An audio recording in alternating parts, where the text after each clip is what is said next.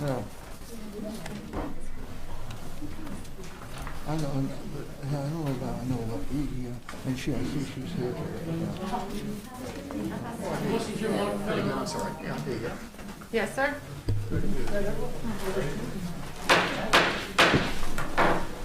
I will call the Christensburg Town Council meeting of September 28, 2021 to order. As we always do, we will have a moment of reflection followed by the Pledge of Allegiance. So if we will take a moment of silence to reflect on issues and things going on not only in town, state, and nation.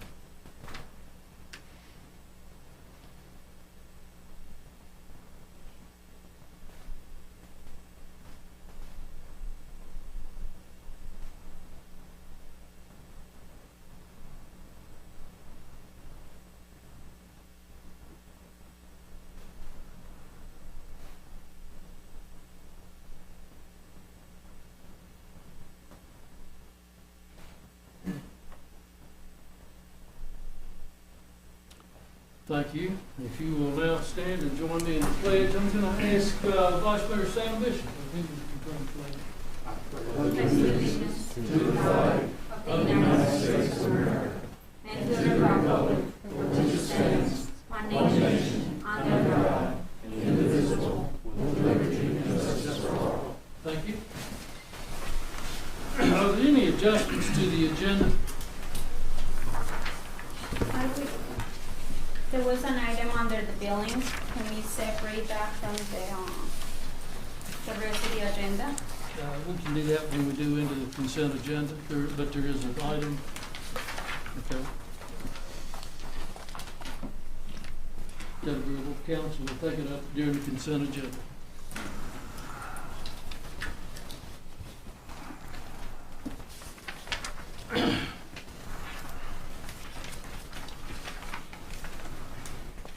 We have two items for the public agenda, public hearings tonight. The first being a major home occupation conditional use permit for a single chair salon in the A Agriculture Zoning District at 725 Stafford Drive, tax map 405-A-8. Property is designated as residential on the future land use map 2013 comprehensive plan. Is there anyone here that would like to address this issue? If you would, give us your name and address. Hi, my name is Amanda Music, and I will be the one that's asking for the conditional use permit for the single chair salon at, 725 Stafford Drive. I've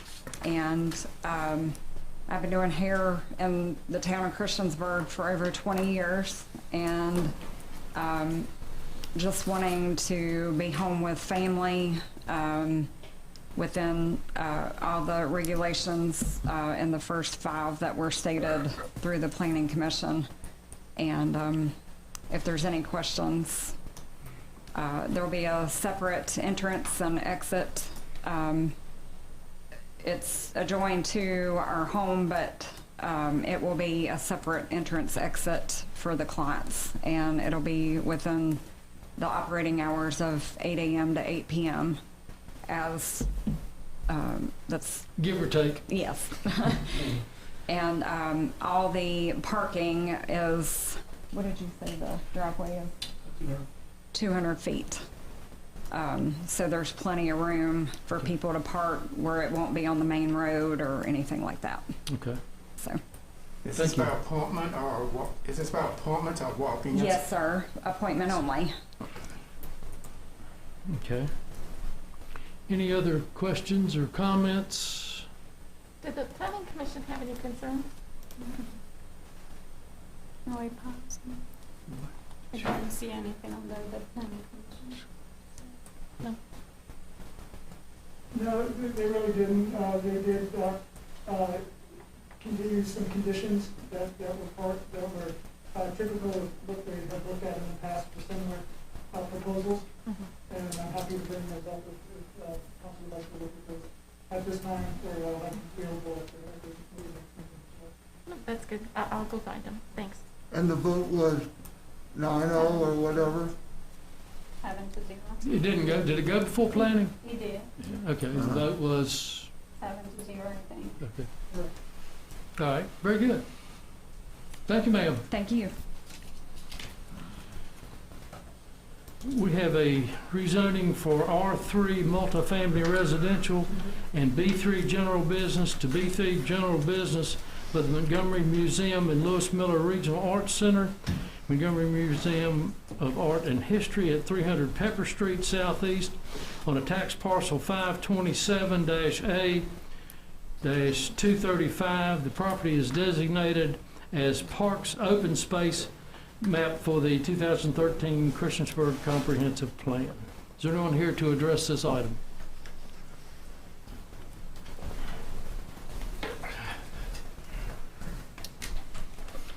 Good evening, Council. My name is Casey Jenkins. I'm here to represent the museum for the request of rezoning the parcel in its entirety to B3 with the intent that we could lease that space next year. So changing what is currently R and B and making that categorically B3 for leasing purposes. Happy to answer any questions. You ran off awful quick, Casey. In and out. Question for you. Casey, we have a question. Yes. Yes, ma'am. Where will the parking be for the property? It is going to be just street parking. There's a driveway, but the museum currently uses it just for street parking as well. So public parking on the street is what will be available on that property. And have you discussed with Andrew or any of our departments and see if there is an ability for us to provide a couple of street parking spots on the street, or is that almost impossible because of the way the curve goes? That has not been discussed at this point. This did also go before Planning Commission 7-0, and they brought that concern up as well and seemed to be satisfied with future use to be only with street parking at this time. And were there any limitations as far as how many cars could you park on the street, or there was nothing as far as with the permit? No, there was not a restriction on the number of on-street parking spaces that we could utilize. And what about for the property? Is there a numbered? Well, I guess it would depend on kind of what is proposed. If they are reconfiguring the space or doing an addition or not, then additional parking may be involved on site. But as far as I'm aware right now, it's a matter they intend to use the building as it exists today. Right. I imagine you guys are not going to be using it at all. That's all going to be rental, right? That's our intention at this point, yeah. That's and correct. This is just, I know it has nothing to do with this, but I'm just curious. And you can answer, you don't have to. The beautiful garden that you have out there, are you guys keeping that on site, and is it going to be open to the public? Yeah, so the intention is if we can lease the space out to an organization or organizations plural that will complement what we do in our mission at the museum, they would have that indoor space, but we would still program the outdoor art installations and the garden to keep that as a community asset for people. Okay. Yeah. Thank you so much for Absolutely. answering that. Yeah. Thanks, Casey. Thank you. Any other questions or comments? Thank you, Casey. Thank you. Thank you. Well, under the consent agenda, there is an item on monthly bill list. So do I have an approval for the approval of the minutes of September 14th, approval of purchase of 2 Freightliner cabs and chassis, award contract of boring contractors in the amount of $1.14 million for construction of the Roanoke Street Tower Road intersection improvement project, award contract to Boxley Materials in the amount of $1,055,000 for construction of the 2022 annual paving project, and an agreement between the town of Christensburg and Newer Valley Action Incorporated for Response Homeless Intervention Services, USHD Community Development Block Grant 2019 program year. I make a motion that we approve the consent agendas A, C, D, E, and F. I second it. Got a motion and a second. Any discussion? Yeah, one question on the Roanoke Street Tower Road intersection. And this Mr. Kelly is here this evening. Was that thing come in pretty good estimate, or did it come in within our It was very close to the engineer's estimate, so it came in very close to the engineer's estimate. We had the 3 bids, and there was a range of about, as I recall, about 400,000 across the 3 bids. But you're satisfied. Okay, thank you, Mr. So Kelly. that is state funding, is that correct? 50% of it is a matching grant? Yes, Mayor, it was. It was 50/50. Very Thank good. you, Mr. Kelly. Yes.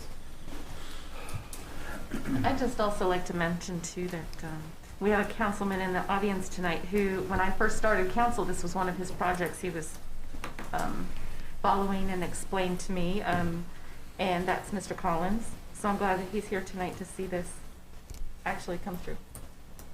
Thank you. Thank you. Okay, so I have a motion and a second, and we've had any further discussion? Madam Clerk? Yes, sir. Councilman Bishop. Aye. Councilwoman Hicks. Aye. Councilman Hubbard. Aye. Councilwoman Sacks. Aye. Councilman Showalter. Aye. Councilman Stipes. Aye. That is 6-0, thank you. Monthly bill list, Ms. Hicks, you had a question? Yes, so when I see the bills, it seems like in the last bill cycles that this has come up on the monthly bills. We have changed, it looks like we have changed the way, like for example, Gates Flores is going into the bills. It's coming out as a special revenue fund. Can you explain that to me, and why is it there, and why is it now with the older bills that we pay for the town? Is that something that we're using as from a rescue plan, or we're paying, how's this money? Can you explain that to me? What was the company? If they're on the, Gates, okay. if they're on the monthly bill list, with their first total, those are what we call the tenth of the month bills. They wait for council approval to be paid. And then there's a section for all of those bills that are paid for out of the special revenue fund. Sorry, let me take that off. And the special revenue funds consist of like county fire operating, rescue operating, EMS, third-party bill pay, police officers fund, traveler's aid, or a grant program of some sort. Those will come out of those special revenue checking accounts. And so they're listed separately. And then the last section is the bills that get paid to ensure that they're paid on time, or, you know, their billing process is such that, you know, like the electric bills and phone bills and stuff like that have to be paid by a certain date. We don't want to cut our own electricity off. So a lot of those bills are already paid when they come to you in that bill list. That's the last section of bills, and then they're all totaled up. Is there any way that we can put like the bill specifically just with the normal bills instead of being a special revenue fund bill? Well, they come out of separate bank accounts, which is why they're done that way. Otherwise, it gets too hard to keep track of them all. I mean, I can add it, they're all added into total. It's just where they're getting paid from.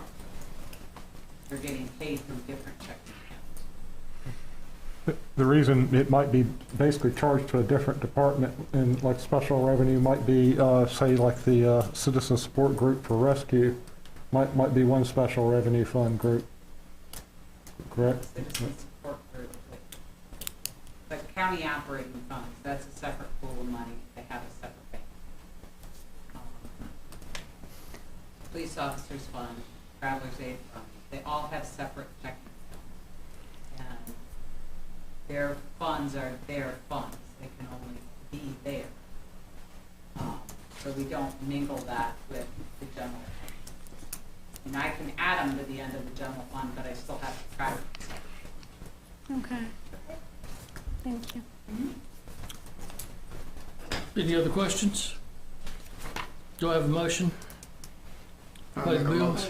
I'll make a motion to approve item B under the consent agenda. I'll second it. Motion and a second. Any further discussion? Madam Clerk? Yes, sir. Councilman Bishop. Aye. Councilwoman Hicks. Aye. Councilman Hubbard, Aye. Councilwoman Sachs. Aye. Councilman Showalter, Aye. Councilman Stipes. Aye. That is 6-0. Thank you very much. That closes the consent agenda. Under introductions and presentations, I'm going to walk across the room here for a second. We have 6,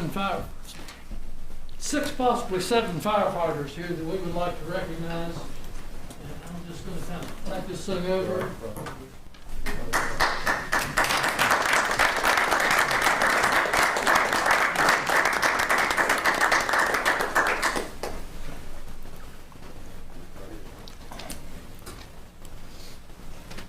Alrighty, this is very appropriate. We wanted to do this prior to Fire Prevention Week, which is the week of October the 3rd.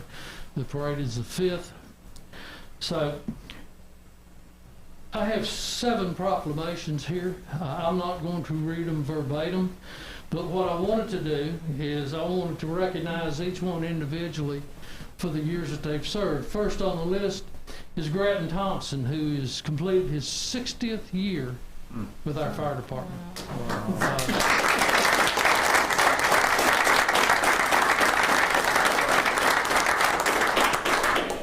Congratulations, Tim.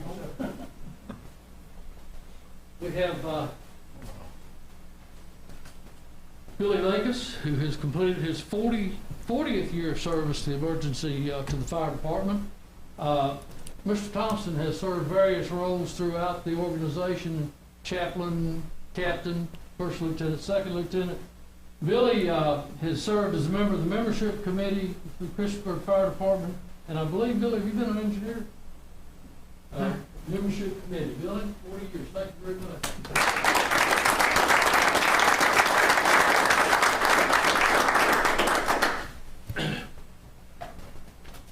Next, 40 years of service, Mr. Billy Hanks, our fire chief. He has held numerous positions within the Christensburg Fire Department and varying roles with both Blacksburg and Radford Fire Departments. So he has been our chief since 2009 and was named the Governor's Virginia Fire Chief of the Year in 2018.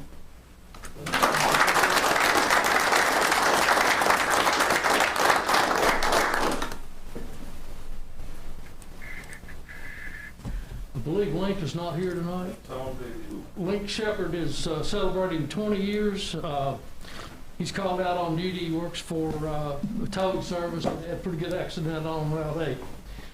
Nathan Brubaker served 10 years in a variety of emergency service roles, including engineer, and he's also served as Bureau Valley and other involved capacities of the Southwest Virginia Firefighters Association. Nathan?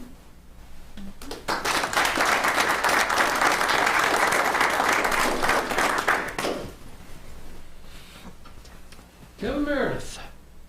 Kevin's not here. Kevin's not. Yeah, well, I'll give him to. Kevin has completed 10 years with the fire department. He has been an engineer, other positions, and he also serves the community in his career as the Montgomery County Sheriff's Office, where he is currently ranked as a sergeant. And last but not least, Danny Wilson, 10-year service. He's been an engineer with the fire department. He began in 2010. He has a strong commitment to the community. Are you a 911 dispatcher? So he works for the dispatch service also. So, Danny?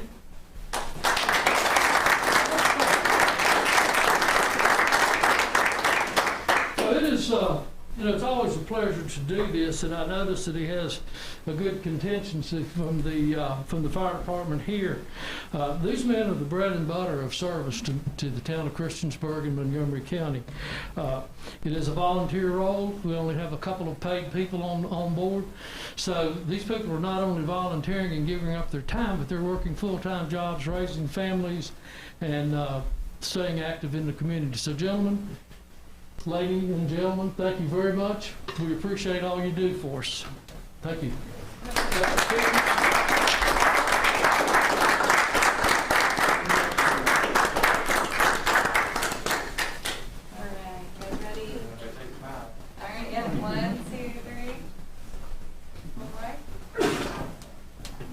Okay. 1, 2, 3. Yeah, we can drop the master one. Don't kiss each other. 1, 2, 3. Got it. Thank you. Thank you. Thank you all. Thank you, Mayor. That's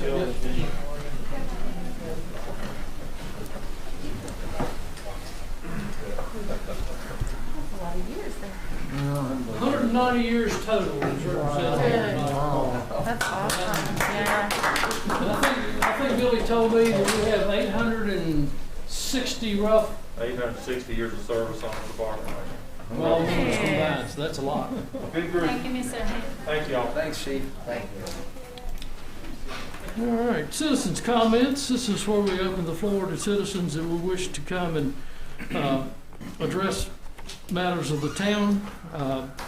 I'll ask that you come to the microphone. Give you 3 minutes, plus give me your name and address.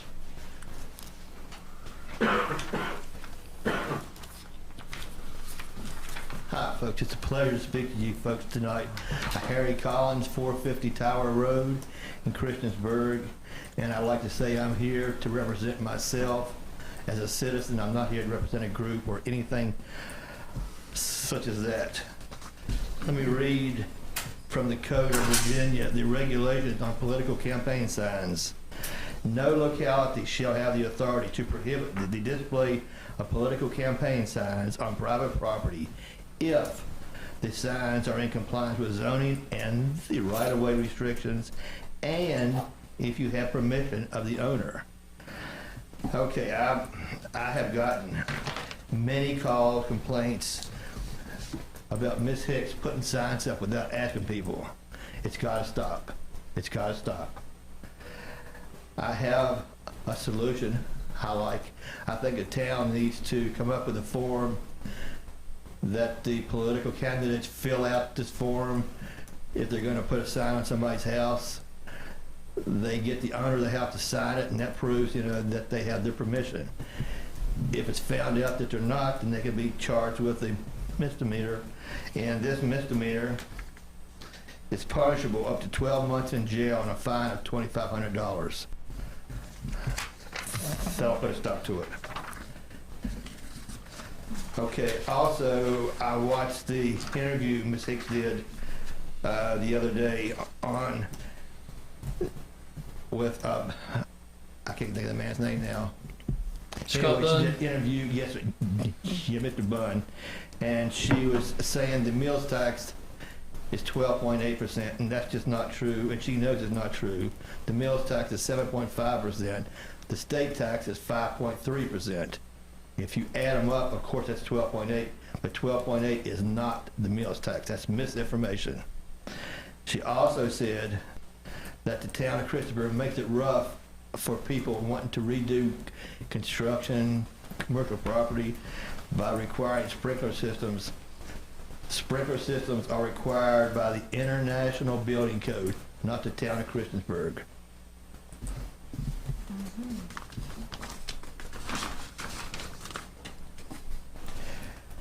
Going back to the meals tax, the reason the meals tax is so important is the meals tax is the horse for the town to earn the cash to to maintain the town, to run the town. We can drop the meals tax. You can drop the meals tax, but we'd have to raise the real estate tax to do so. The meals tax is a voluntary tax, where you go out to eat voluntarily. It can be paid by you or from somebody from out of town or whatever. If we raise the real estate taxes, that affects everybody in town. Everybody. Okay? A minute. Okay. I'm finished. Thank y'all very much. Pleasure to see y'all. Thank you for the traffic light. Thank you. Is there anyone else here to address council? Can I comment on his, No. okay. We will close the public comments. We will move on to street committee reports. Our committee reports, Mr. Stipes and Mr. Bishop have a street committee report and recommendation. Boundary line adjustment, lots 3 and 4, Craig Mountain, Section 2, tax parcel 528A-97, situated on Tomahawk Drive Southeast and Flint Drive Southeast. Very simple plat review this evening. We actually had a plat probably 6 months ago in the same area. There's been some changes to the developer's plans, but simply put, this plat you're looking at reconfigures 3 lots into the same number of lots, 3 lots, with the lot lines being adjusted to sort of balance the size of the parcels. They will act the way the parcels were. About 80% of it was just one big parcel. So the developer has proposed this and reviewed it with staff, and it's more in keeping with the character of the neighborhood, making 3 large lots instead of 2 really small lots and 1 mammoth lot. So without going into details that the street committee did with the staff's review, again, there are 3 lots there today. There will be 3 lots if council approves the plat as shown here. And basically, the 2 smaller lots are front on Tomahawk Drive, right there. There were 2 smaller lots, and they're being made larger, sort of cutting into that very large lot in the back. So 2 lots will be accessed off of Tomahawk, and one of those, the upper right-hand corner parcel, will be accessed off of Flint Drive with the right-of-way that's there today. So the staff has reviewed this with the developer, and the street committee reviewed it with staff and recommends approval of the plat as presented, and that recommendation is also a motion to approve. One second. Get a motion and a second. Any discussion? Any comments, questions? Hearing none, Madam Clerk? Can I ask you one question? Is that the property that is at the very end of Tomahawk? I'm just trying to, that one that is an empty lot? The very end lot? Yeah. Yeah, and there's an existing lot here that is actually under construction right now. And then there is a larger lot, which today exists right there. They're reconfiguring it so the lot would be here. And they intend to go on that lot with access to. But I imagine they don't have to come to the public commission, right? The planning commission? Correct. I mean, this is a by right subdivision. Okay, thank you. The zoning is R1, so they're not requesting any change to the land use, just the boundary lines. Okay. Thank you. Any other questions? Madam Clerk? Yes, sir. Councilman Bishop. Aye. Councilwoman Hicks. Aye. Councilman Hubbard. Aye. Councilwoman Sachs. Aye. Councilman Showalter. Aye. Councilman Stipes. Aye. That is 6. That's it, Mayor. Thank you. Thank you. Discussion and action by mayor and council. A rezoning request by Deerfield Home Estates LLC to rezone tax parcel 496-A-68 and 73, total of 4.71 acres, from agriculture A to 2-family residential, R2 to single-family residential with conditions. Proposal was revised to construct 26 family detached dwellings. The property was designated as residential on the future land use map, the 2013 comprehensive plan. We have 2 weeks ago, we had 3 comments, public comments. We received another public comment on the 24th from Kim Dowdy, who basically is asking, urging us to vote against adding these homes to Wade's Lane. She has a myriad of reasons for this. Ms. Hicks, you have asked to read this. Yes, please. All right. Thank you, sir. Hey, before you read it, can I put it on the table? I'll make a motion that we approve the rezoning request by Deerfield Home Estates LLC to rezone tax parcels 496A, 68, and 73 from agricultural and 2-family residential to single-family residential. I think it would be important to have this in first. This is just, the one that you're concerned with will be the next one, the conditional use permit. You have a motion and a second. Any discussion on the rezoning? Hearing none, Madam Clerk? Councilman Bishop. Aye. Councilwoman Hicks. Ms. Hicks? Aye. Councilman Hubbard? Aye. Councilwoman Sykes? Aye. Councilman Showalter? Aye. Councilman Stipes? Aye. Okay, so that passes 6-0. The property is properly rezoned. Conditional use permit request by Deerfield Home Estates LLC for a planned housing development to consist of 26 single-family residential dwellings on property located adjacent to Wade's Lane and AG Street, tax parcel 496-A-68 and 73. I'll make a motion to approve the conditional use permit request by Deerfield Home Estates LLC for a planned housing development to consist of 26 single-family residential dwellings on property located adjacent to Wade's Lane and AG Street. I'll second it.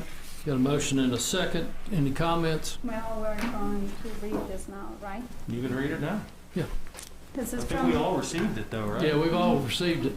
but it was to be read during the last public hearing and it didn't get to be read. That was not the request that came at the last public hearing. This is an upgrade. The one that I think you have an attachment there for original, which was about a half a page. So this is an addendum.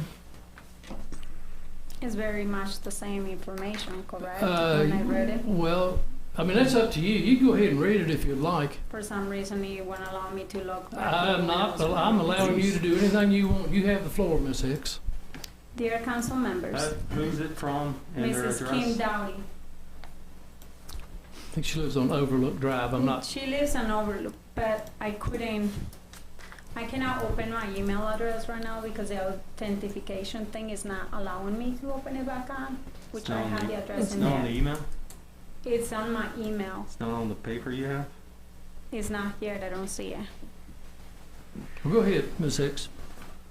Dear council members, I write to you today as a concerned citizen, homeowner, parent of a Christensburg elementary student, a school student for the last 3 years CPS, and current board member of the Overlook Court HOA.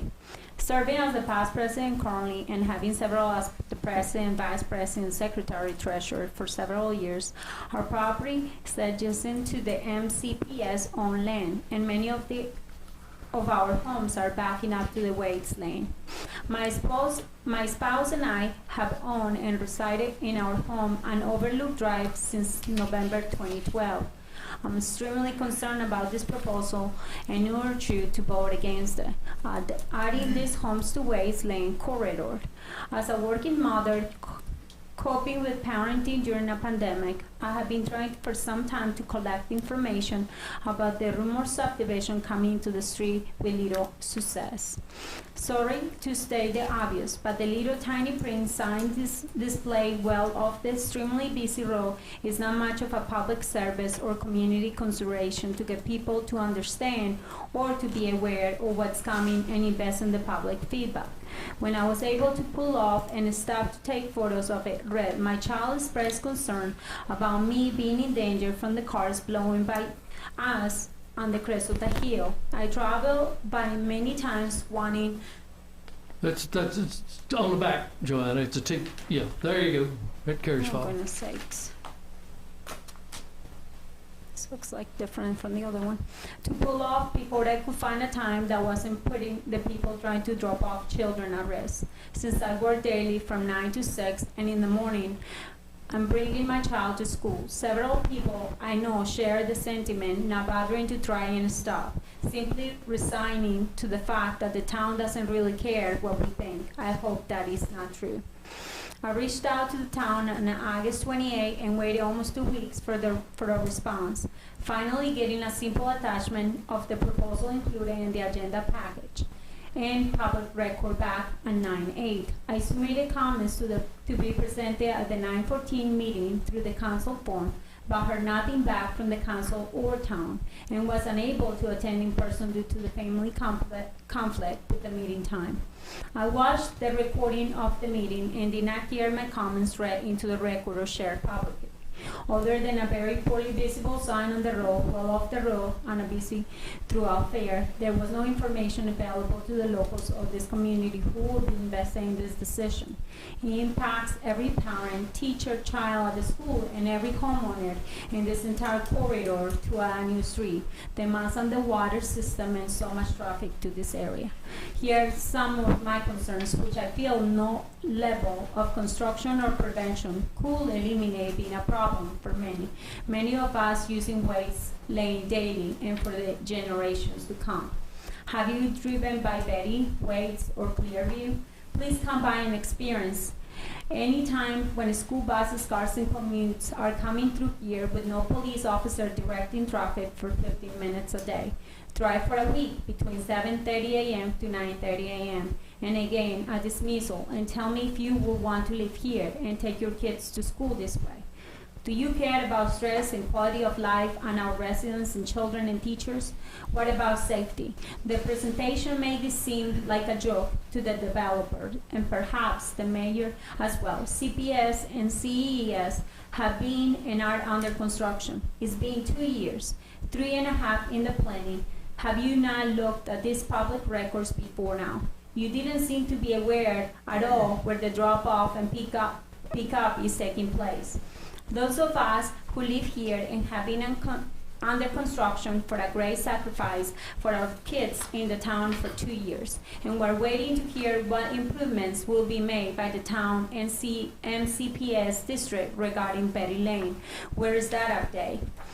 Can you share the status of the grant proposal to straighten Betty, a very dangerous curve where everyone will drop off 800 plus children on buses, cars, and food daily?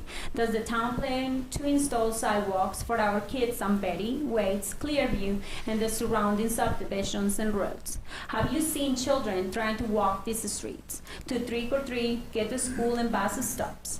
Families walking to Kroger, CVS, and Christensburg Pharmacy, with commuters texting and driving on the way to work. Now, add 2 more businesses on either side of us, a car wash and an eatery. What else can we add to make it more dangerous and encourage people to speed through? Now you consider how many more years of earth movers, beeping, trucks, and more of our community to navigate to the other side of the road. Please stop this menace. What will you want if you live here with kids? Do you see the children on buses walking to school coming from the detention center? What are you thinking? By even possibly considering allowing this addition of close to 30 homes with a traffic of 1 to 4 cars on street parking. This is dangerous and unreasonable. Additional to overly congested cut-through. Why is the town not doing a traffic study there before allowing this addition for another 30 homes? As you heard Mr. Jeremy Williams say, people speed through past the streetlights on North Franklin. She fully supported the project. I think that's what you wrote. Yeah, he did support. It's in the minutes. Okay. I contacted the town after years of living here to request a stripe be painted on Clearview because of the dangerous nature of this troubled path, taking each day with my child in the car. They simply took a call and made a big difference. They discussed sign distances you cannot see over the hill, nor the one on Clearview. The road is now wide enough for 2 cars to see this.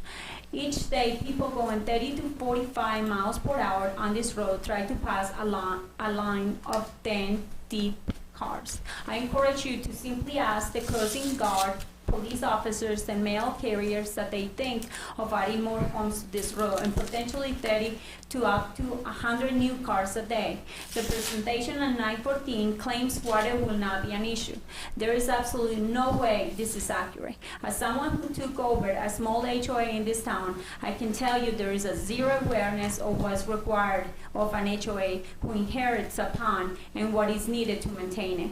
Many HOAs are led by volunteers, homeowners, and people with no training. The town inspectors are a small team and very useful to work with. When you can find out who is supposed to represent the town and who is supposed to represent the HOA as a part-time volunteer, this is hard work that most folks in town don't have time to do. What will be required of this new HOA? That process took overlooked poor HOA years to accomplish. And in the time the pond was able to grow over and we needed to take major efforts to get back to code and build a relationship with the town staff. In a neighborhood of 13 half are rented, and few care to volunteer for the HOA. Our homeowners have been complaining about water pressure since I bought my home, with little or no improvements made. Then there is the runoff and other water issues for close to a decade, if not longer. There is not enough proper water pressure to address the existing homes on Ways, Betty, Clearview, Reagan, Wimmer, and Overlook now. Many of these homes have been here for generations. With 2 schools on this corridor, many homes, and being flanked by busy businesses, where will the water come from when there is a fire? Where will the water go when there is a flooding, as we continue to see it worsen? Have you seen the runoff from the existing construction at the school? Have you seen the runoff from the recent and developing climate issues? When 3 inches of rain comes barreling down Betty, Waits, and Clearview down onto North Franklin, Radford Road, are you prepared for this? Have you seen the blockages on the sewage systems? Have you seen the damage to the existing? What will you do when the water comes towards downtown and the fire station and the EMS station?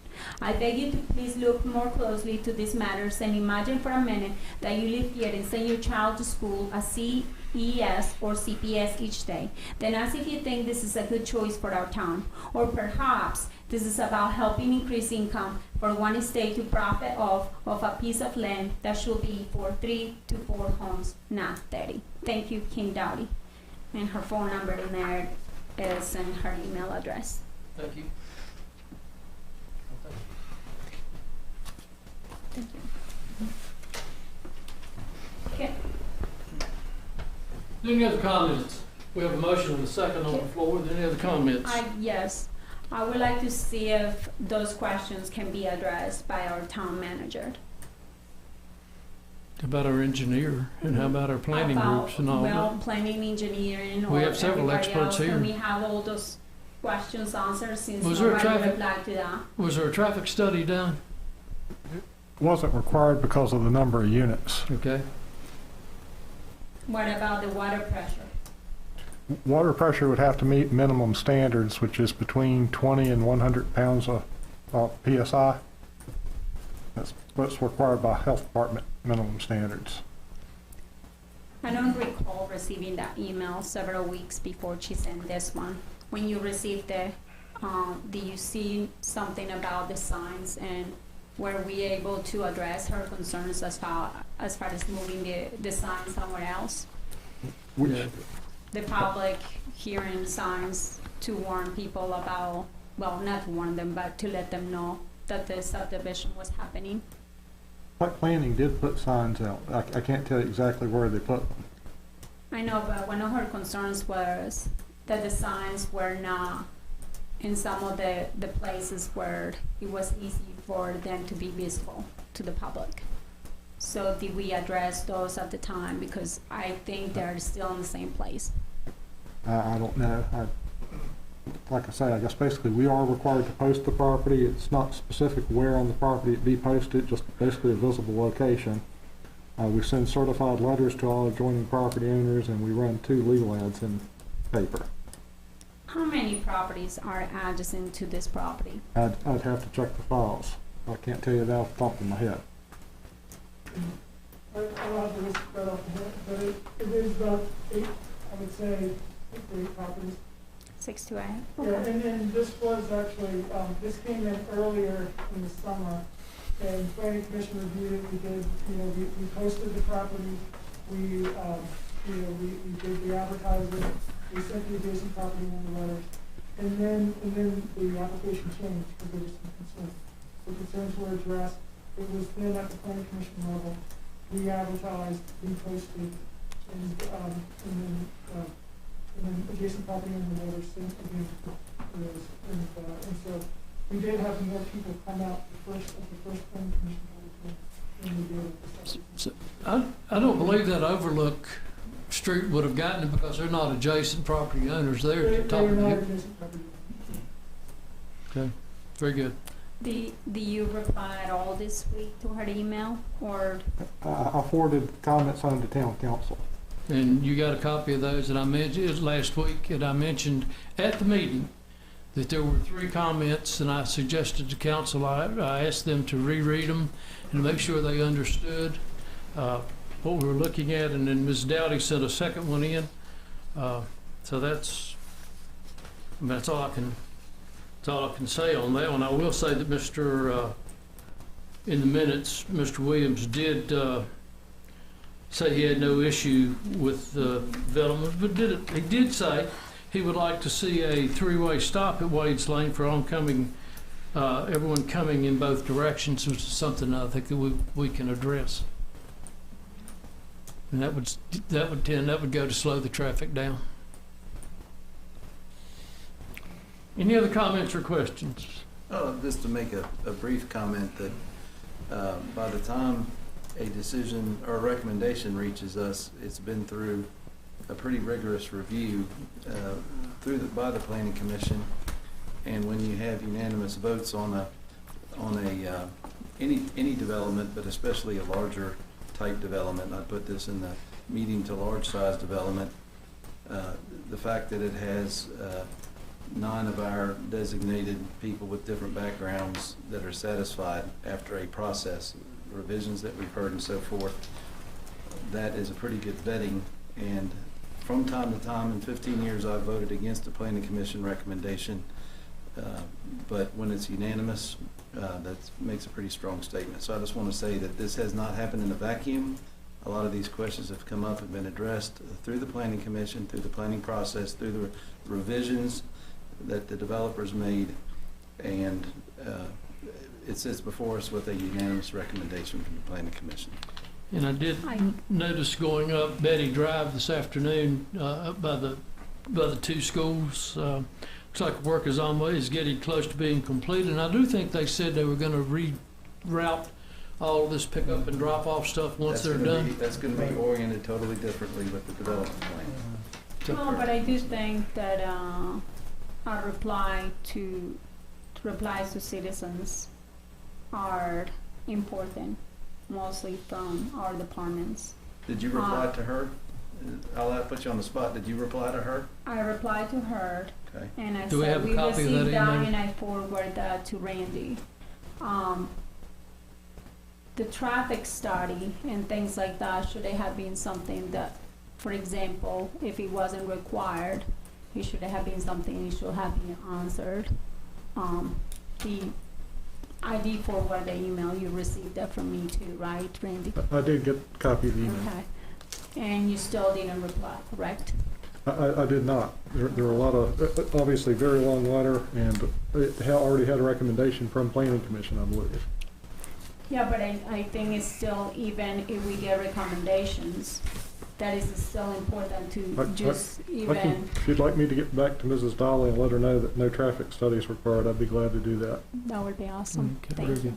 Any other comments or questions? Madam Clerk?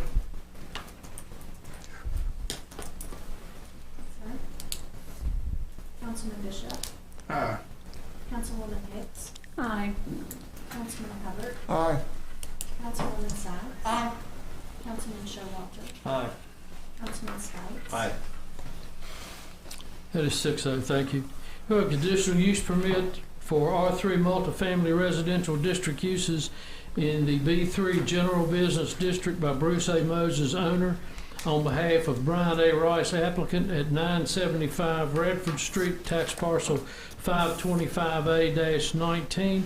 Proposal is to construct 5 townhome units. The property is designated as business commercial on the future land use map of the 2013 Christensburg Comprehensive Plan. I'll make a motion to approve the conditional use permit for R3 multifamily residential district uses in the B3 General Business District by Bruce A. Moses, owner, on behalf of Brian A. Rice, applicant, at 975 Radford Street.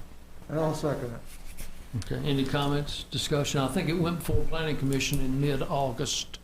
I believe that's what, Andrew, is that correct? August 16th. And it was unanimous vote? Yes. All right, very good. Any other comments or questions? Madam Clerk? Councilman Bishop. Aye. Councilwoman Hicks. Aye. Councilman Hubbard. Aye. Councilwoman Sykes. Aye. Councilman Showalter. Aye. Councilman Stipes. Aye. That is 6-0. Discussion of opioid release. Randy, I believe that's probably in your bailiwick, isn't it? Correct. Christiansburg was approached by Montgomery County in regards to a national opioid settlement. Virginia is scheduled to receive, I believe it's approximately $530 million from a few opioid manufacturers. Montgomery County is requesting that we basically sign a release with those in regards to that. What that will do is, if the more localities in Virginia that sign the release of 10,000 or more population, then basically that increases the pool of money that Virginia would receive, and therefore the amount of money that Montgomery County would receive. I think that's kind of generally the gist of it. Montgomery County is requesting that we consider that. You don't necessarily have to make a decision at this council meeting, but It's not costing us any money and stuff, right? it wouldn't cost us any money. But we're not getting anything, we're not getting any money out of it unless they have determined there's going to be some type of I mean, it's county, but, I mean, I think all of our police departments in Blacksburg and Christensburg and Montgomery County deal with these issues now. Is there any thought of revenue sharing once they get the money, or have they? It can be used for basically three things, I believe. It can be used for court systems, treatment programs, and law enforcement are the three things that it could be used for. Okay. The county did say there's some possibilities of some type of partnerships between Sheriff's Department and police departments, our department and Blacksburg's police department in that regard. Okay. When they were talking about this at the county meetings, it seemed like a very positive thing for us to join in. Is that something that, like Marcy's in, I think you wouldn't have a problem with us joining this, right? Reed, is there any detrimental blowback on town if we agree to this? I don't think so. We haven't seen the document itself yet, but I don't know of any issues for the town. So are you suggesting if we decide to act on this tonight, we would act on it subject to seeing the plan, or? I was actually expecting a document end of the week, but I didn't receive it. Like I say, you don't necessarily have to make a decision on this tonight, and I would probably rather you have some type of document in front of you to base a decision on. So, and I imagine Reed's gonna get to see it before. So correct. So is that we table it? Mr. Broughton sat in on the meeting with I have a myself and the motion county. to table. Do I have a second? I second. Motion and a second to table. Any discussion? You know, opioids has sort of taken a back seat with COVID, but it's still a tremendous problem in Southwest Virginia. And I'm not sure the number, 72,000 or some tremendous number, Chief Sisson maybe know the numbers better than I do, of people who are affected by this disease. Mark, have you got something on that? I don't have direct numbers. I'll just tell you, opioid crisis is still here in Virginia, especially in Southwest Virginia, so we need to combat that at every opportunity. Okay, thank you. Any other comments? There is a facility on Roanoke Street. Is this part of the health department as far as the opioid treatment and things like that? I know it's nothing to do with this, but I was just curious. We're out on Roanoke Street. It's close to the, if I'm not wrong, it's close to the Cunan House. Yeah, I believe that is a private treatment facility. Private entity. Okay. I'd appreciate a recommendation from staff after, I mean, Yes. we depend on you as the subject matter experts. Probably the top three are right here. Okay. But if we act on the next meeting, I would act favorably with your recommendation. Very good. When I was listening to those meetings too with the county, Mr. Sipes, it seems like they are expecting quite a bit of amount of money from this, so Okay. maybe a positive thing for us. Madam, if there's no other comments or questions, Madam Clerk, would you call for a vote to table? Yes, sir. Councilman Bishop. Aye. Councilwoman Hicks. Aye. Councilman Hubbard. Aye. Councilwoman Sykes. Aye. Councilman Showalter. Aye. Councilman Stipes. Aye. That is 6-0, thank you. The Aquatic Center contract with the city of Radford, Ms. Caldwell, are you here to address that, or are you just, okay?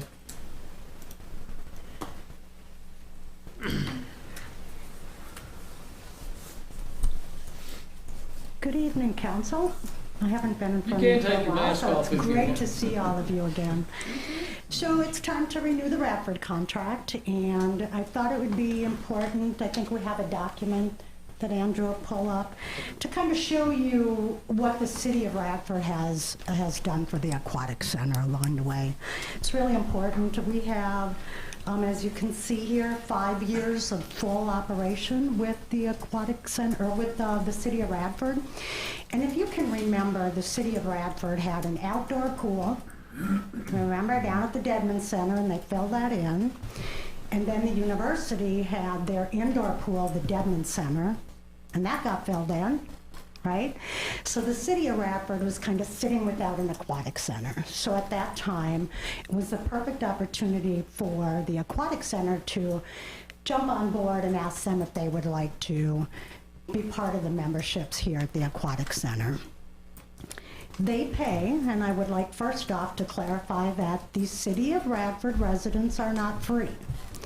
For some reason, that miscommunication has been out in the community, and I've been kind of driving that to stop. So they pay $5 per resident, each and every resident, each and every visit. So that is also our non-resident rate at the Aquatic Center. So if a non-resident comes to the Aquatic Center for a daily admission, they'll pay $5. You can also purchase a monthly admission into the Aquatic Center if you're a non-resident, and that's $15. So I think what's important here for me to clarify is, in the previous 5 years, we have had 14,811 visits from the city of Radford. Now, in order for those folks to come into the Aquatic Center, they have to go by the Radford City's Parks and Recreation Department to receive their ID. Once they have that recreation ID, they bring it to the Aquatic Center. We therefore turn it over, scan it with their name, and that monthly report is then mailed to the Parks and Recreation Department for the city of Radford with Kenny Goodyear. We have a partnership working with him. So they have the list of all their residents, and as you can see, the 14,811 visits in 5 years has produced over $62,000 in revenue for the town of Christensburg. If we decide that, oh, maybe we want to increase the fee, or maybe we want to stop the contract, those residents, and I can name probably 3 off the top of my head, come at least 4 times a week for $5 per day, will now buy a membership for $15 per month. So I caution council to be aware of kind of what we already have going on with the city of Radford before we make a move not to stay with the $5, because it's really important and it is what we charge, right? So to me, you know, the city of Radford paying their $5 per visit is really important. Now the contract is important because it covers the first 200 visits per month. So if you'll look up here, there's maybe several months that 200 people don't come, right? So they're already kind of prepaying like that insurance policy that they're going to have 200 people.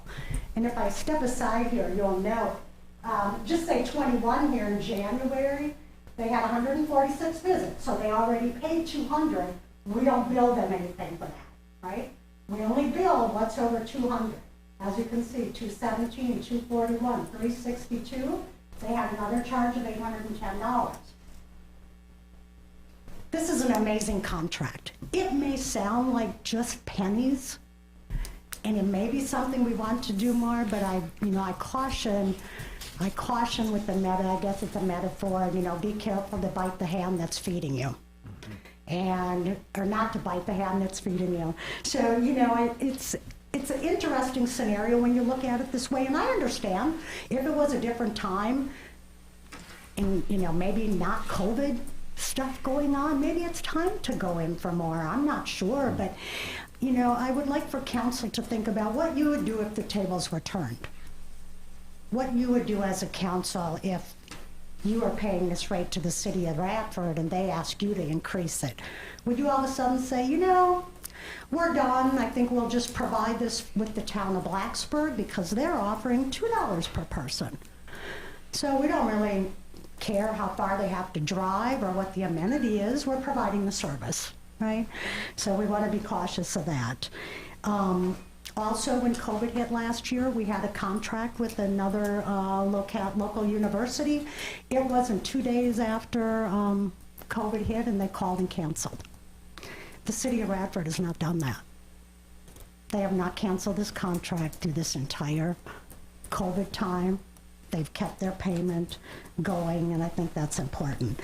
So as a resident of Radford, if the contract is canceled, you know, the city of Radford's paying one person that comes 4 times a week, $80 a month to the town. If I get that one non-resident membership, we're getting 15. So I hope I'm a little clear kind of in where I stand with this, and obviously I'm not trying to sway anyone's opinion. It's definitely council's choice on what you would like to do, but I'm weary of reaching out a little bit too far at this time, and I'd like to ask for a renewal of next year's contract to continue at $12,000 per year, and then we go ahead and invoice monthly as we do. Any questions? Just to clarify this is supposed to be ending in December, but we can make the decision tonight, correct? I'm sorry, you'll have to speak up a little louder. The end of the contract is in December. December But we 30. can renew it today. When can we renew it with them? Any time between now and the end of December. Okay. I will tell you, Radford City is agreeable to renewing the contract at these terms. As Terry mentioned, I think the $5 per visitor is a fairly fair rate. It's actually what somebody in town would pay, although an in-town citizen would have an option of getting basically a monthly membership for $15. $10. So $10. Yes. Residents are $10 per month. But you know, out of town could get the membership for $15, correct? Correct. So the Radford City resident could get the membership themselves for $15. If we were to want to renegotiate the terms, it would have to go back before Radford City Council too, obviously. But the way it's written, it can be renewed on basically annual basis. Like I say, I'm willing to renew it. I think they're reasonable terms, and Mr. Redpath's willing to renew it. I'll make a motion, we renew the contract. It's a no-brainer. I'll second. Yeah. Second, yeah. Motion and second. Let me ask you something else too. So last year, Do we have any discussion? yeah.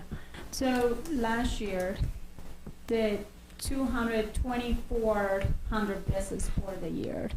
It will be 200 visits per month, and we had a contract. I thought, my understanding, wasn't it 6,000 for the year, and then anything above 200, you pay additional. So it came down less than $5 a month. It's 6,000 per. It's 6,000 per 6 Per months. semester. Correct. And that's what it was last year, or this is Correct. just- That's what it was last year. Okay, so we are not making any changes. Do you think that, have you guys been able, and this has nothing to do with this one, and I'm glad that Radford has paid through those times. I'm a taxpayer for Radford City, and I can tell you, I actually like those benefits. You know, I don't live in Radford, so I don't get those benefits, even though I pay tax paying money over there. But I do think that a lot of the word has gotten out that they are able to come to our facilities, and I think that makes it for us to be able to get more of that revenue, and I think that's really good. You know, that the aquatic center is being used, and like I was telling you before, I would like to see if Radford City and the university will allow us to have more information out there about recruiting lifeguards for our center.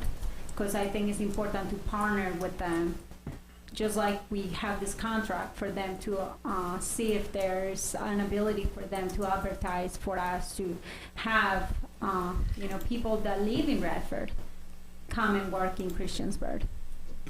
We have had several employees, lifeguards from Radford. We have a fair amount of Radford University students. We advertise in their paper as well as Virginia Tech for the hiring. So I feel like the word, we try to shoot it out there, but I can definitely speak with Kenny Goodyear, the director of Parks and Rec, and see if That would he's be able to great. help out. Mhm. Thank you so much. It's a world-class facility, Terry, and you guys have done a great job in trying to keep it open there in these difficult times. Thank you, sir. I'm ready to vote. Thank you. Yes. And I'd like to just give her a comment here too. I think what you've got here, it looks like you have a program that you're happy with, and you've got it organized well, and everything is going along smoothly.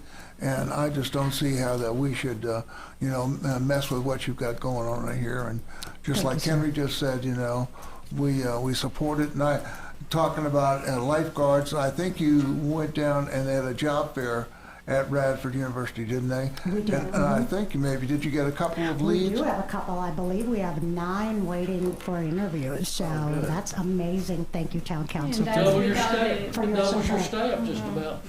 Yeah. That's just for that one job, or is that for all the other jobs? Yes. We only have one application for the full-time, and that is internal, and we are going to be interviewing him ASAP this week. Excellent. But you have 9 part-time applicants. Yeah, I think 8 or 9. But Some are that's without- certified. Can we vote There's on the contract? only a couple in there that Yeah, are let's- certified, Yeah, so. let's vote on the contract right now. Instead of talking about staffing, let's stick to the agenda item, contract Madam with City Clerk. of Radford. Thank you. Thank Would you. you poll council? Yes, sir. Thank you, Terry. Councilman Bishop. Councilwoman Hicks. Aye. Councilman Hubbard. Aye. Councilwoman Sacks. Aye. Councilman Showalter. Aye. Councilman Snipes. Aye. That'll be 6-0. Thank you very much. Staff reports, town manager. It's approached by Public Relations in regards to possibility of a photo calendar for the town of Christiansburg. Of course, we've had the photo contest the last several years. And last year we prepared this with the thought of possibly doing a calendar. We didn't pursue it last year in part because of COVID, and maybe this isn't the time this year either.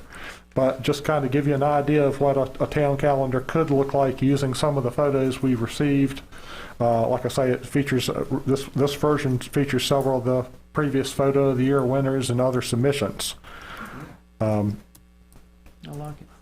And the thing about the calendar too, you can post different things that town is, like town council meetings and different things like that, can be put right there on the calendar. And, even when different events are going to be held, and I think it would really be beneficial for everybody living in the town. And it looks like it's really well done on the picture. Very well done. Randy, how many people do we have inquire about a town calendar? I can't say that we really get a lot of inquiries about it. So is this for purchase? It would be a purchase, and it's not, I'm not necessarily sold on doing it. Just to give you a cost idea, we did do, cost estimates. Probably about the cheapest version that we could have done is the saddle version with 1,000 units for roughly $4,000 with that first quote. That would be the cheapest, that we found. Are we still doing the books for the rec center? We started those a while back. We're not printing them out still, right? I think we are still printing. You're printing them again? Let me check. I don't have the current one on my desk, I know that, but let me check.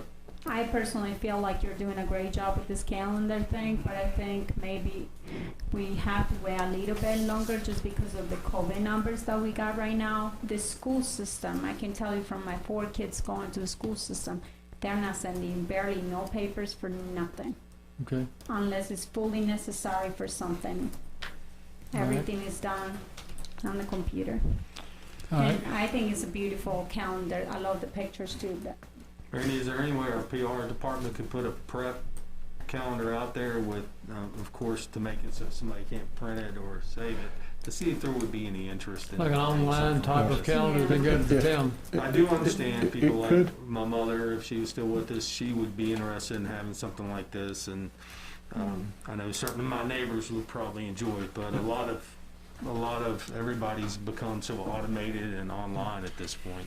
I'd just be curious to see before we even had a discussion to see if there's anybody who's willing to buy that, and if there's a significant amount of people. You said, Okay. I mean, 1,000, right? All right. That was a minimum. No, I'm sorry. You done? No, I'm done. Okay. Do a little polling then? Yeah. Okay. You, Get a little feedback on social media, see what you get. That's a good idea. What happens if we do like a small amount and we charge like can we raise funds for like the fire department? Let's for say we charge $10 a piece or something, and whatever money is made out of that to go towards the fire department. Is that something that can be done, or? It certainly could be. And, you know, but it would almost be a project that you'd think one of the individual departments, as in fire, rescue, or police, may want to do. So I don't know. You know, if it were a calendar for sale to the public, I think that we would have to equally disperse those profits to the three departments equally, police, fire, and rescue. How If we were to do how it. about we see if there's any takers on it? Okay, Instead of we'll just talk about it down the jumping, road. You know, head first into it. Anything else, Randy? that's all I have. Reed? Nothing to report, Mayor. Any other staff? Hearing none. Under council reports, want to thank the Kiwanis Club. Ernie's already gone. They had a wonderful Wilderness Trail Festival. It was well received. I appreciate the fire, police, and rescue, and particularly, and Public Works, who is, you know, they're down there 4:30 in the morning or 4 o'clock in the morning till 6 o'clock at night. So getting it ready and getting it set up, it was we guesstimate somewhere around 8,500 people, give or take, to it. I think it was good. I do know we have the Fall Festival coming up Saturday at the mall. That's from 11 to 3 or 4. That's by the police department. And then we have our Rockin' on Main Street from 3 to 9, which will be 3 bands this time. So, Mr. Stipes?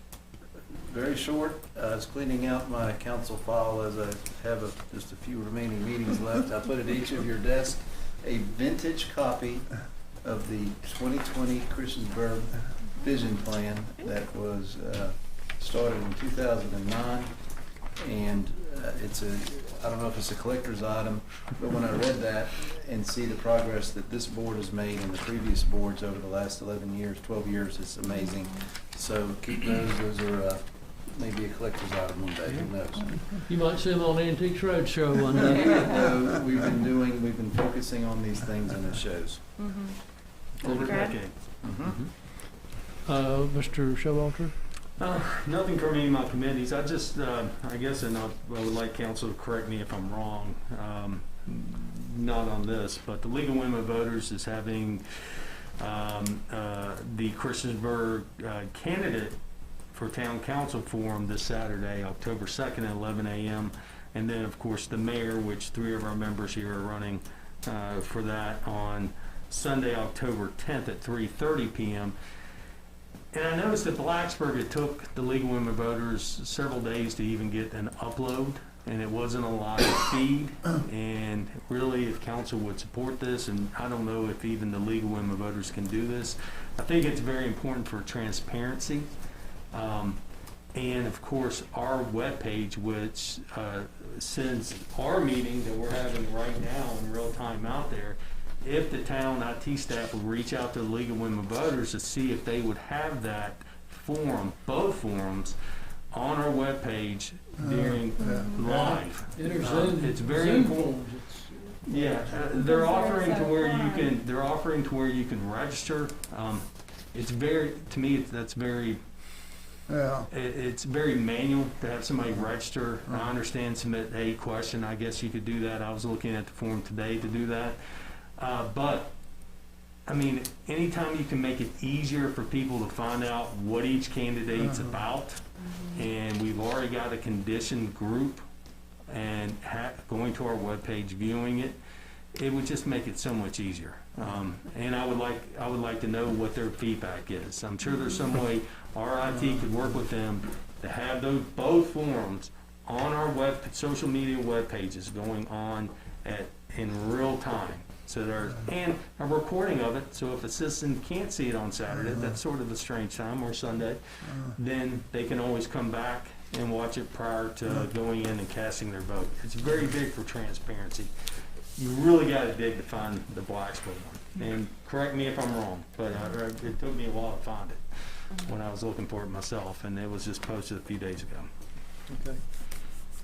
Could I get support from council on that? Yes. I think so Yes. too, mostly since I guess one of the points that you made, you are right, there's 3 of us that will be in that forum. It will be about town politics and elected officials making statements and comments about the town of Christiansburg. Is that something we probably have to put in the calendar of Christiansburg, Yes. talking about the fact that we are going to be having a meeting? As far as the, We'd advertise it as the forum, as a quorum, okay. As- Just although we're not being person. candidate forums. I mean, there is 3 of Are we us. all on board with that? Yes. Yes. Randy, can you check into it and then get back to Yes. us and let us know what they said? Yes. Thank you. It'd be pretty quick. Mr. Are you done? I'm done. Mr. Halpert? Yeah, Henry, I think you have a really good idea there. But I really was looking forward to coming to both of the debates. And then when I heard it was going to be done by Zoom, it just takes so much out of it, really. And by doing it your way there, it sort of gets us back into the loop. And so I appreciate your idea. I have 2 more things. I think everybody, since we've had some talk about the fire department today, I think everybody probably received a letter from the fire department, and they were looking for donations. And I would hope that people would do that. But the thing that really did something for me was that they stated that last year they answered 849 calls, and that this year it was 967. So they went up over 100 calls this year. And they said, too, that even with this increase of the number of calls, that the response time was improved by 56% to 6.46 minutes. And I just thought that was outstanding. And I know everybody who is watching this tonight, sometimes we don't appreciate what the fire department does until our house burns up, and then we see how the importance of it is. And maybe a donation a little bit to help out and to keep them going is the right thing to do. I have talked several times lately about COVID, and I think it's proper to just keep going and talking about COVID until we get more people on board. This morning I saw in the paper some comments by the government. And I want to say I have a friend who works at Carillion in the ER department, and she said she and the other nurses are overrun right now, and a lot of them are even think about quitting because of the numbers of people coming in and how many of them are coming with COVID who didn't take shots, And she even mentioned that there was a person who had a heart attack and had to wait out in the corridor until they could find some place to open up. So, I think Montgomery County, Chief Sisson, you can maybe help me out on this, but I think Montgomery County is still sitting at around 63%. But I want to just say what the governor said, and I thought this was a good point. He states that patience is wearing thin among those of us who have chosen to get vaccinated and want to return to a normal life. And that's what I think. I know I do want to do that, and people need to jump on board, and so we can work this out. Mark, do you have anything to add to that? No, sir, I don't believe I do. All right. Thank you. Thank you. Mr. Bishop, I don't have a thing. Ms. Sachs, All my topics have been covered, thank you. Ms. Hicks. Yeah, I'd just like to remind everybody of the fall cleanup starts from October the 2nd through October 15. Also, I would just like to make a comment about, Randy, can we please work on the volunteers page with our relations and see if we can try to get some momentum in there and see if we can come up with ideas of what benefits we can give to volunteers to come and apply. And I just assume that they're gonna come to our page to apply. And also, you had mentioned that there has been some meetings between Joel and Coyle and some of our volunteers with the county. Is there a way to find out when those meetings are gonna take place and what's going on with them? So we're aware of what's going on? Which exactly meetings are you talking about? They have like emergency benefits, services. yes, about the benefits. They and did have things like a kind of a working group of the kind of administrative and from various the rescue and fire departments, and that's throughout the county. That is, like I say, that's really just staff included in So those is that meetings. like a monthly meeting, or when do those take place? Well, I think this was specific in regards to benefits for volunteers. Can you kind of work on that and tell us some updates about what we can do and see if we can come up with a plan to work with businesses and see if we can come up with a program of sponsors? That committee is supposed to be basically bringing some recommendations to the staff. Will you take some of those considerations that I sent you? We certainly will. We'll probably be bringing them back to council. I was gonna bring you a package of all the other websites and things like that from other fire departments around Virginia, that I feel like they have done a good job of promoting the volunteers' positions to the community. Just. Okay. Anything else? Oh, one more question. Can we bring out to the next meeting and see if we can come up with a plan as far as charges for permits? To make it more, I feel like there is a lot of work that gets to be done by the town and our employees for some permits.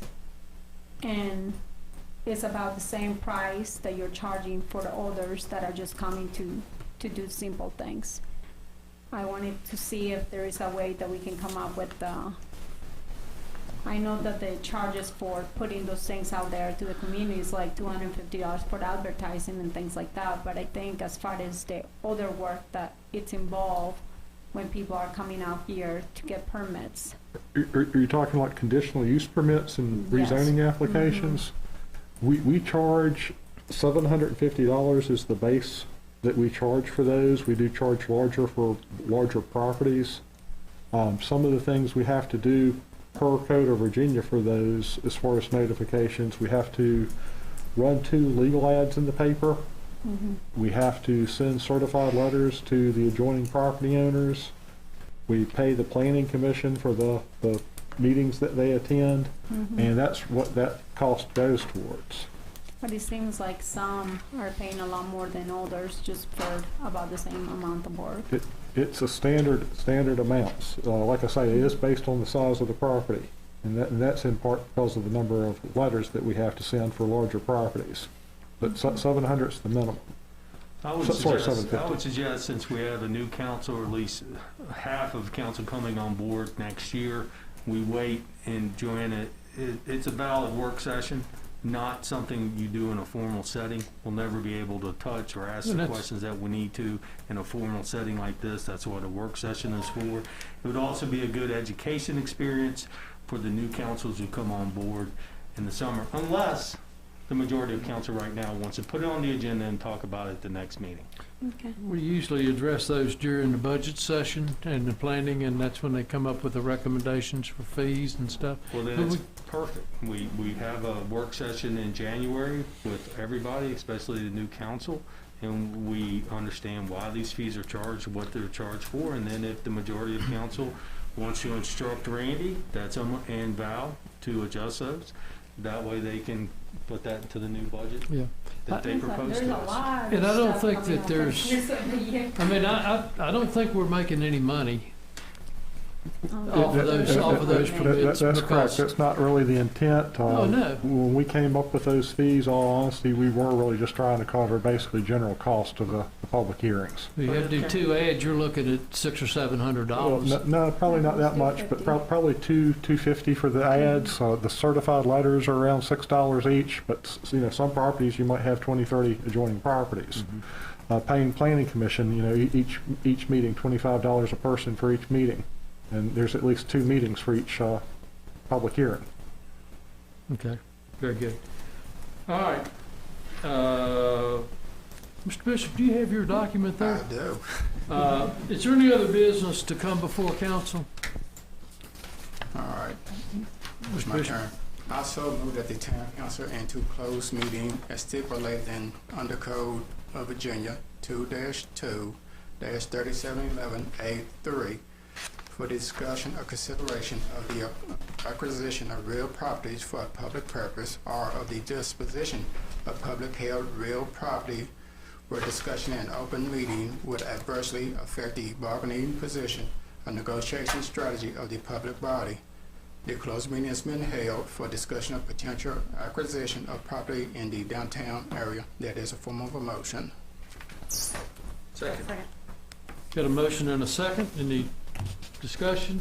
Can we take a 2-minute break? Well, I'll make that decision when we pass the motion. I'm sorry, yeah. Madam Clerk? Councilman Bishop. Aye. Councilwoman Hicks. Aye. Councilman Hubbard. Aye. Councilwoman Sykes. Aye. Councilman Showalter. Aye. Councilman Stites. Aye. It is 6:00, and we will take about a 3-minute break to close to empty the room. And stretch our legs and go to the little council person's room if we need to.